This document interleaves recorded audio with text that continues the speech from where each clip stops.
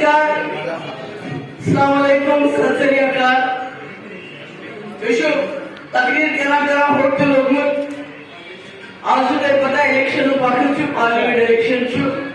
मैं तो कहना कि पद ग्राम आप बोलेंगे हमारे पास वोट मांगने भी नहीं आए.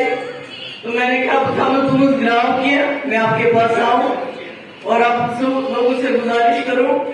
मुझे जरूरत है आपकी तादाद कम होगी मगर मेरे लिए आप तो रुको तो रुकना प्रसाद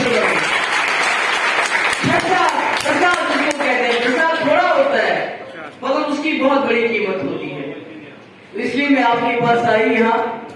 आप जानते हैं पार्लियामेंट इलेक्शन हो रहे हैं और बहुत देर के बाद 2019 के बाद ये पहला इलेक्शन है जम्मू कश्मीर में जहां आपने देखा होगा लोगों का बहुत बड़ा जमावड़ा वोट डाल रहा है.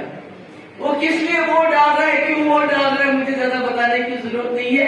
पर एक गुस्सा है, एक हर्ट है, फीलिंग्स है, एक जख्म लगा है कहीं ना कहीं कि हम जम्मू कश्मीर लद्दाख के गुलदस्ता था जिसने गांधी के मुल्क से बहुत प्यार से दुलार से हाथ मिलाया था ये सोच के कि हमारी सालगिरह को बरकरार रखा जाएगा. और जो 2019 में हुआ वो मुझे लगता है हमारे कॉन्स्टिट्यूशन हमारे संविधान के खिलाफ हुआ, जो आज हमारे मुल्क के लोगों को समझ आ रही है. क्योंकि जब हमारे साथ हुआ उनको लगा ये शायद कोई अच्छी बात हो रही है, नेशनल इंटरेस्ट में हो रहा है. मगर आज जब मुल्क के कोने कोने में हो रहा है, संविधान को बदलने की बात हो रही है तो मुल्क के लोग खबरदार हो गए, डर गए, खौफजदा हो गए. इसलिए आप देखते हैं कि जो इंडिया अलायंस है उनकी मीटिंग्स में बहुत लोग आ रहे हैं और आपस में बड़ा टकराव है. हम नहीं चाहते हैं. मेरा मानना है इस मुल्क की सबसे बड़ी किताब जो है वो कॉन्स्टिट्यूशन है जिसने आपको मुझे हक दिए हैं. मुझे हक दिए हैं मैं यहाँ पर खड़े होके किसी की भी मुखालफत बात कर सकती हूँ. आपको भी वही हक है वोट का जो मुझे है, आपके भी वही हुकूक है, मुझे भी वही हुकूक है. अगर किसी को संविधान हटा के ये ताकत दी जाए कि आप अलग अलग लोगों के अलग अलग हुकूक रखो तो मुझे लगता है ये इस मुल्क के जो बेसिक फंडामेंटल्स है उसके खिलाफ है. तो खैर ये लंबी बात है, इस पर फिर कभी बात करेंगे. आज मैं आप सब लोगों से गुजारिश करने आई हूँ.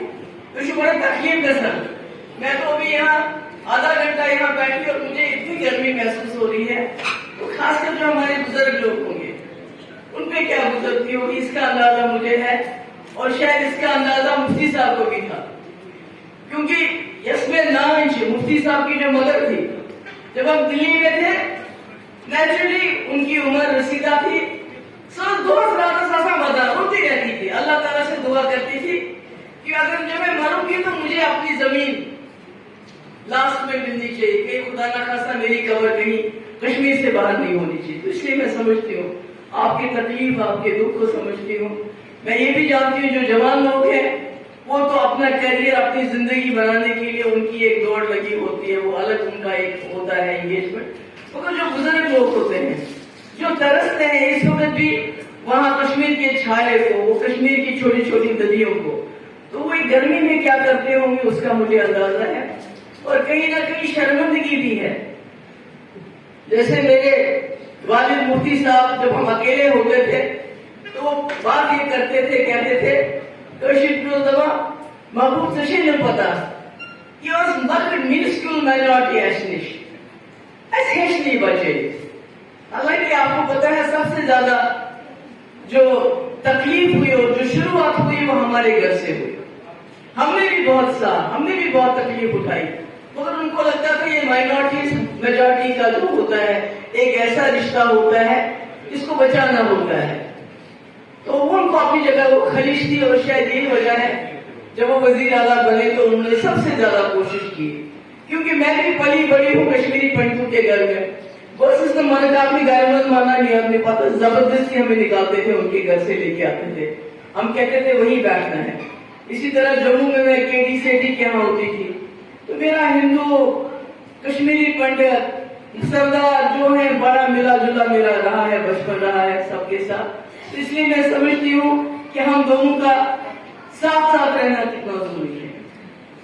पर वो कहते भी आप सोचेंगे कि कोई भी जमात दिल्ली में आ जाए, आज बीजेपी है कल कांग्रेस भी आ सकती है, कि कोई भी जमात आपको ऐसे उठा के कश्मीर ले जाएगी, ऐसा कोई नहीं होगा.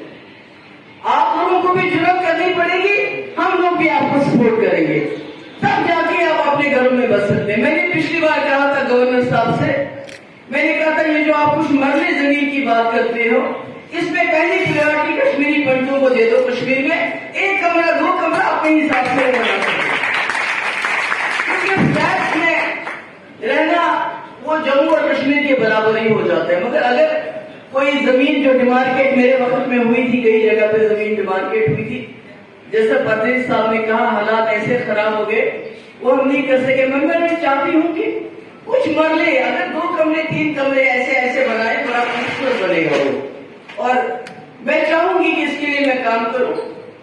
आपके यहाँ जो सीएम पैकेज के जो मुलाजिम हैं उनकी बड़ी दुश्वारियां हैं।